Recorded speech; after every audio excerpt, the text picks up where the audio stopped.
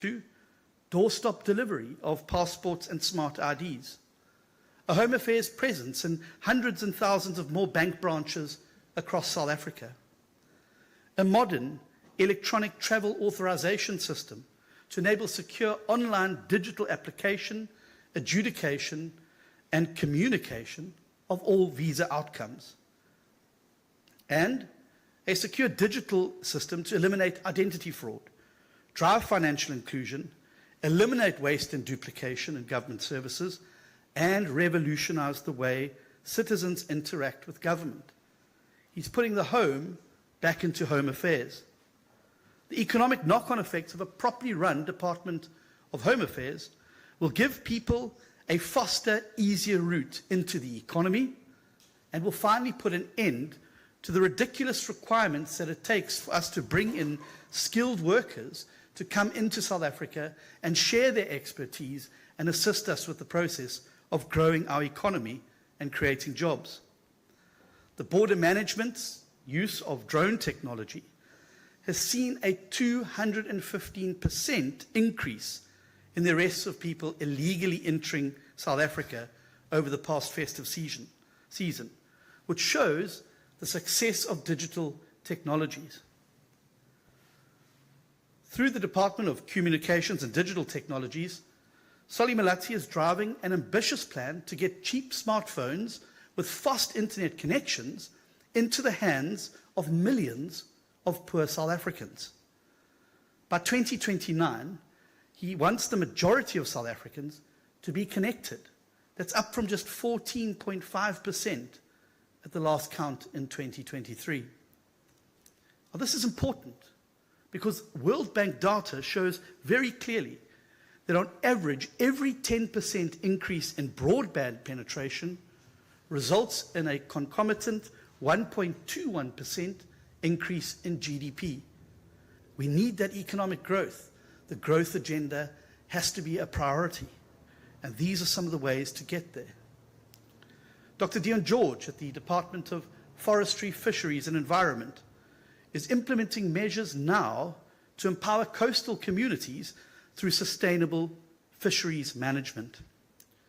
The department is advancing policies to ensure that we are able to support small-scale fishers and improve the regulation of aquaculture and commercial fishing industries. In particular, 12 proclaimed fishing harbors have been identified now as coastal economic hubs, providing opportunity for growth and jobs to the communities they serve, while at the same time massively improving food security. In another move to help small-scale fishers, the Department of Forestry, Fisheries and the Environment has allowed subsistence fishers to catch 36% more of legal species. This will reduce the cost of the living burden on these households and improve food security, whilst not compromising the sustainability of our fish stocks. The department is developing innovative financing mechanisms to attract both private and public investment in ecotourism, conservation and environmental infrastructure. The National Biodiversity Economy Strategy is projected to create 397,000 new jobs and inject 127 billion rand into the economy annually by 2036. In education, Saviri Gahube, despite managing an ongoing funding crisis that can also only be resolved if we're able to grow the economy so that it generates the money we need so that we can fund education fully, is still driving reforms aimed at improving education outcomes. A strategic reorientation of the education system towards early learning, which is the most important phase in a child's education. She's launched the Social Compact for Early Childhood Development, aiming for universal access to quality early childhood development for every single child in the country. This effort has already yielded over 600 million rand to establish an outcomes fund. This fund will provide ECD development services to around 100,000 children and improve care quality in 1,500 early childhood development programs over the next 3 years. Minister Gwagube has operationalized the National Education and Training Council of Experts, and this body will continue to advise her on the best way to drive time on task and better education outcomes, making sure that teachers are in class, on time, doing their jobs, educating the leaders of the future. She's also launched an online tool which allows the education sector to track and identify pit latrines so that they can be eradicated wherever they are. She's also, as you know, producing norms, standards and regulations in conjunction with civil society bodies and role players in the education space to make it impossible to undermine language rights in schools and to make sure that mother tongue instruction is given the expression that is contained in the Constitution. This February, our government met to finalize the medium-term development plan. This plan will then inform the budget, and the budget and the medium-term development plan together will then guide government's program of action over the next 5 years. While the DA is delivering growth and jobs in the portfolios that we are controlling, we continue to push the ANC and other parties to embrace with urgency the economic reforms that South Africa desperately needs. There's sadly been an amazing lack of emergency and urgency, and we are pushing the ANC to implement pro-growth, pro-job reforms through the medium-term development plan process, and we have compelled the President to announce reforms during a State of the Nation address, and we want to see these things within the SONA. We believe that we need greater fiscal discipline and debt management. The money we have to spend paying for our debt as a country is reducing and crowding out the money that we need for the essential services and currently consumes a full 21% of the budget. If we cannot bring debt down to below 70% of GDP, those borrowing costs will capsize the entire fiscus.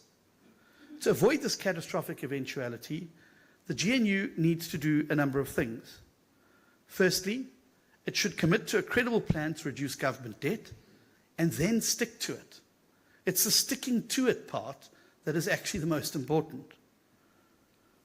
We need to end bailouts to failing state-owned enterprises and begin the phased privatization and public-private partnerships of non-essential SOEs, redirecting those funds to the critical economic infrastructure and service delivery. Thirdly, we must implement a strictly managed spending review across government departments, ensuring measurable outcomes for allocated budgets and eliminating programs that are duplicated or lack impact. And there should be no holy cows when we do this. There should be no special interest. A good, hard, clinical look at how we can reduce programs that are not working and how we can reprioritize those funds to the areas that are showing progress and are working. The reality is that it is essential for us to now adopt pro-growth economic reforms. 5 years is not a long time, and if we don't take the tough decisions now, it's going to be a lot harder to implement them further down the line. And the reality is that South Africa cannot cut, tax, or borrow our way to a better future. The only credible, sustainable path to a better future is to achieve much more rapid economic growth. And that means having the political will to drive reforms with the real urgency and zeal that they require. We've suggested that these reforms should include fast-tracking reforms in network industries, in particular, energy, logistics, and telecoms, to enhance efficiency and private sector participation, including very specifically the concessioning of ports at Cape Town and Richards Bay.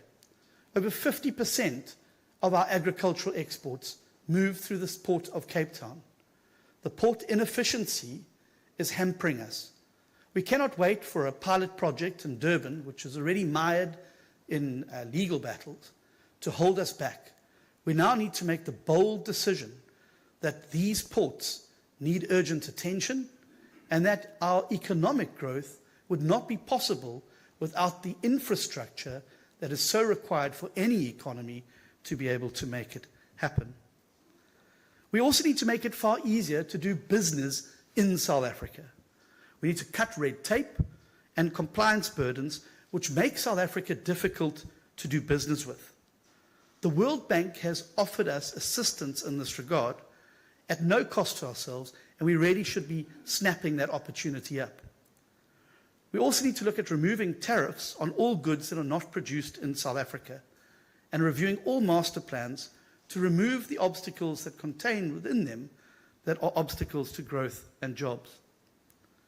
We also need to see greater commitment to public sector efficiency and a real crackdown on corruption. The reality is that growth depends on a public sector that delivers services efficiently without corruption. To this end, we need to massively improve procurement transparency and ensure that public procurement is decentralized in order to curb corruption. The new Public Procurement Act includes worrying provisions that will entrench opportunities for corruption by centralizing power in a single point. We believe that steps need to be taken to secure real value for money in procurement processes. It is also essential that we embrace and harness technology and implement digital technologies and transformation across government services to reduce the bureaucratic inefficiencies, opportunities for corruptions, and of course the friction costs that they add to every single process within government. But the benefits of digital transformation across all government services go far beyond only that. Such a transformation would ensure universal access to important documents like identity cards. It is a travesty that grown men and women have to stand in queues, take time off work, and limit their very meager income just to be able to access a service that could so easily be digitally transformed to make their lives easier. It will ensure that there's financial inclusion by giving people the means to be able to actually open bank accounts. A digital transformation, allowing a proper identification system across South Africa through Home Affairs, will also help us to massively eliminate fraudulent payments at places like SASSA and NSFAS. It will help combat identity theft and fraud.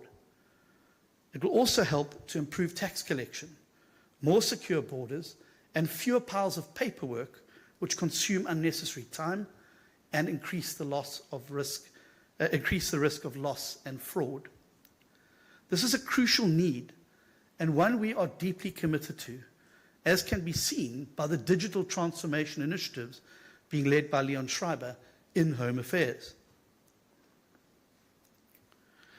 The period that we've had without load shedding has been stabilizing for our economy. So load shedding's recent return has jeopardized the stabilization and emphasizes again the urgent need for reform. Reforms that will ensure the entire energy sector functions with one goal in mind: to drive economic growth. We cannot attract the factories, the manufacturing concerns that we need into our country if we are lacking the most basic resources that they need in electricity and water. And this is going to mean swallowing some tough pills. It's going to mean expediting private sector participation in power generation and transmission in order to break the monopoly. We cannot be beholden to a single generator and supplier of electricity in our country. And if anything has shown us the last week and a half, we need to accelerate those reforms in order to ensure it happens. It also means a very clear timeline needs to be set out and established for both the vertical and horizontal unbundling of Eskom and the removal of regulatory barriers to a competitive energy market. Independent power producers and Companies in South Africa and the world over stand ready to step into the space, to innovate, and to relieve our problems if only we give them the opportunity to do so. And at the same time, we need to urgently accelerate infrastructure investment with public-private partnerships in transport, water, which is a huge new crisis facing the country, and logistics. But we can't just talk about these things. We must put the reforms on the table, we must get out there and do them, and we must hold ourselves accountable to specific timelines in order to achieve those. We also need to reimagine economic empowerment in our country. As a starting point, the ANC should reevaluate its approach towards redressing the historical injustices of the past. Sadly, the current approach, no matter how well-intentioned, has favoured the political elite at the expense of the vast majority of South Africans who remain languishing in poverty, in unemployment, and in hunger. This requires an alternative mode of redress, which moves away from direct ownership solely and allows businesses to invest in the communities they operate in, and thereby opening up opportunities for smaller businesses to plug into those value chains. The reality is that unemployment is our #1 biggest challenge facing South Africa. We have far too many people who don't have access to work, and we've got far too many young people, although willing to get out there and contribute to the economy, cannot find the work opportunities that will enable them to do so, and at the same time live a life of dignity and opportunity. We need to reform our labour laws to ensure that it is far easier to hire unskilled and semi-skilled workers. One way to achieve this is by reducing the power of bargaining councils to extend wage agreements to small businesses who are already struggling in a struggling economy, and they're not even in the room when the decisions that affect their bottom line are made. Small business, as many other countries that are currently pulling themselves out of an economic crisis, present us with an excellent opportunity to create labour-absorptive economic growth. And we need to do everything in our power to remember that it is the private sector that creates jobs, and that our job as government is to power them up and enable them to do so. If we're serious about addressing the job crisis in South Africa, then we need to get more South Africans into jobs and get more of them out of the unemployment queues. In addition to the successes that we've had in our own portfolios, we've also strongly argued against the NHI in its current form, and we have consistently provided during the course of the medium-term development plan and its processing a number of constructive alternatives which we believe that can massively improve universal access to basic health care for every South African, regardless of their income status or geography. And I'm pleased to see that we've received an undertaking now that the provisions which would have caused the termination of the private medical aids have now been taken out of the medium-term development plan. I want to be clear. We are insisting that private medical schemes and aids must remain as they are, separate from the government scheme. And we look forward to a new era of working with the President and the Ministerial Advisory Committee that we put in place to place alternatives to the NHI in its current form that will provide South Africans with genuine access to quality health care, regardless of their socio-economic background. Finally, I'd like to use this opportunity to clarify some misconceptions on the DA's position on the Expropriation Act. Let me be very clear. The protection of private property rights is the cornerstone of any economy. The DA has always championed and supported this. And that's why we fought so hard, invested so much, and expended so much energy defeating the amendment to Section 25 of the Constitution. The DA is strongly of the opinion that the Expropriation Act is unconstitutional, as was pointed out by Minister Macpherson to the President And as I've said consistently in press conferences since, and our view has not changed. We will continue to use the GNU structures to mount our opposition to the law from within government, as was announced at the press conference on the 25th of January. As I said at that time, and in the immediate aftermath of the signing of the bill, we will approach the courts, arguing that this act is indeed procedurally and substantively unconstitutional. And that position has not changed. As long as Dean McPherson or any other DA public representative is Minister of Public Works and Infrastructure, we will be able to mount protection from arbitrary action through the minister responsible for the Act's implementation. However, the reality is that situation cannot be guaranteed forever. It provides some short-term relief, but broader solutions are needed. Let me again be clear. Property rights are the bedrock of our economy and a fundamental right of every South African. Where there is doubt about property rights, it works against the jobs and growth agenda. The uncertainty over the many years of the debate on expropriation without compensation through the amendment of Section 25 of the Constitution, which was defeated in Parliament, thanks to largely the efforts of the DA, made it very, very clear that the uncertainty causes huge problems to attract growth and jobs and to attract investment into the country. What we don't need is another period of uncertainty and insecurity. And that's why we believe the bill, as we said at the beginning, should have gone back to Parliament so we could have fixed these problems and ensured we had a bill that was compliant with Section 25 and which ensured that we have proper redress of land ownership in South Africa through the variety of other acts that are there, but at the same time had an expropriation act that was compliant with both Section 25 as well as the Constitution and the Bill of Rights contained within it.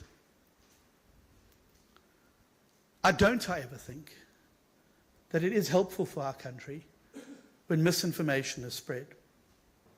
And we must guard against it, because there are very real-world consequences for that. If that misinformation becomes fact, it has real-world consequences. And if it leads to the cancellation of aid, if it leads to the cancellation of preferential access to certain markets, it will have an effect on all South Africans. But mostly, it will have an effect on those who are currently taking advantage of these systems. And as the Minister of Agriculture, it concerns me that some of this misinformation may well lead to real-world consequences that could see us losing preferential access for agricultural goods in other markets, and excessive tariffs being put on South African goods and services. And the impact that that will have for agricultural jobs through the entire value chain simply cannot be overestimated. And so when we deal with situations, we must deal with the facts, and we must deal with the real problems, and then we must set out determinedly to resolve those problems.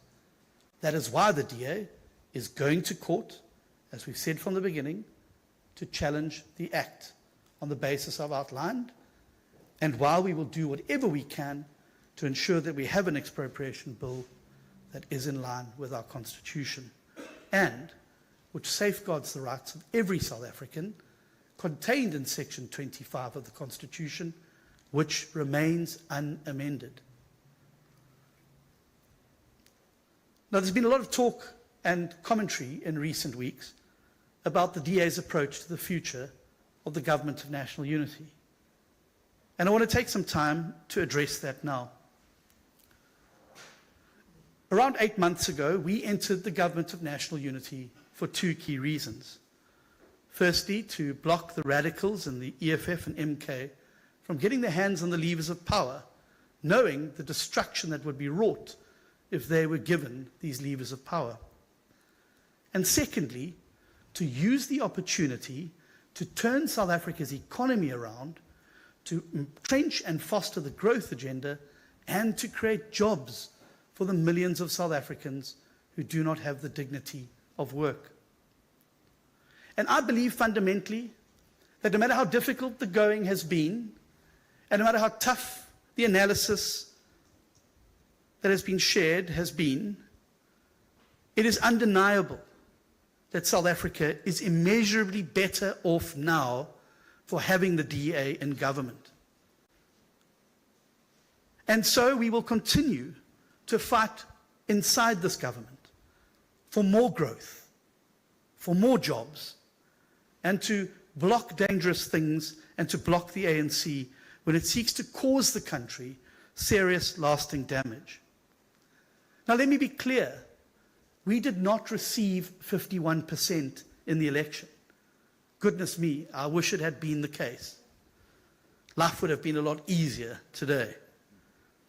So we must understand that we will not always get our way on policy issues that South Africa desperately needs to get our country moving.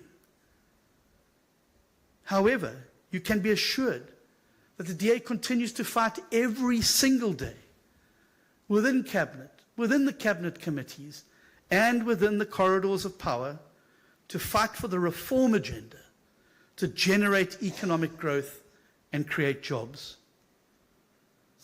All that we ask South Africans is that you strengthen our hand by giving us a bigger say in government by voting DA.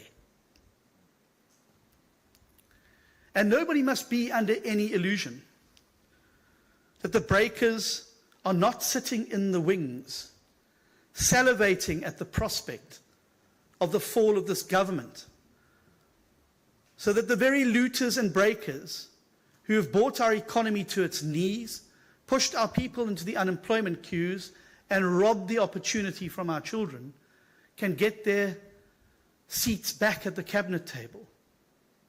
Not in the interest of great public good or delivery, but to once again open the taps of patronage, corruption, maladministration, grand theft, and its quagmire of terrible service delivery.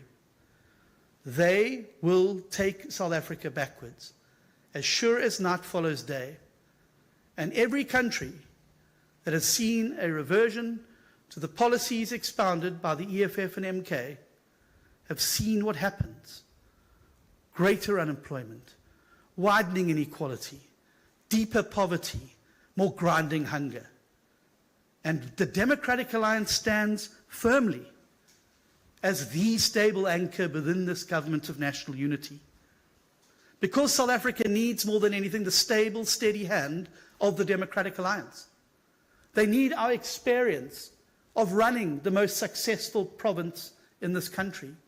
They need our experience of running the most successful metropolitan governments in this country.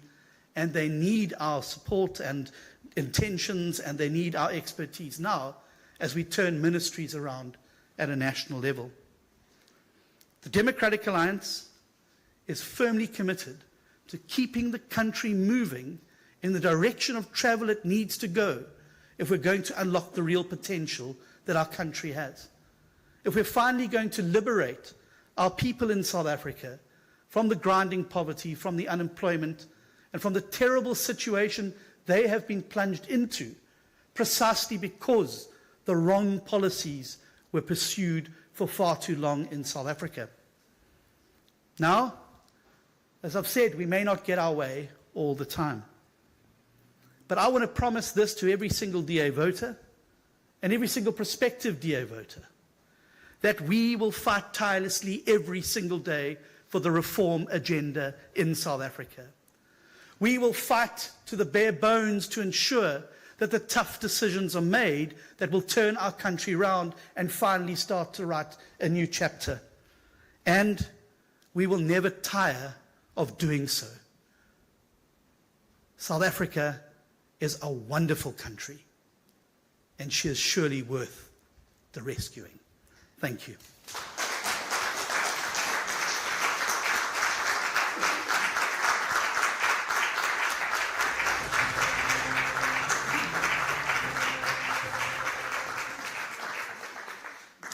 Thank you very much, John. When I listened to that speech, it made me extremely proud to be a member of this party. It made me proud to realize that, and I'm subjective now, but that I am part of something great. To listen to you, John, telling us not only what should be done, but also give practical examples of what has been done. I want to thank you, John, for your leadership. I want to thank you not only for your leadership of this party, but also for your leadership of our members in Cabinet. I want to thank every single Democratic Alliance Minister and Deputy Minister in Cabinet who work, as John said now, tirelessly. Every day we see it, we are with them there on the ground, and we want to thank them because they are really making a difference. John, I think you can really be proud of not only yourself, but of your colleagues in Cabinet and of the whole DA caucus in Parliament. And I'm proud to be a member of that. Colleagues, thank you all for being here today. I want to thank all our viewers at home that you took your time, and that you listened to what the DA has to say. We are looking forward to the State of the Nation address, which will be the first State of the Nation address where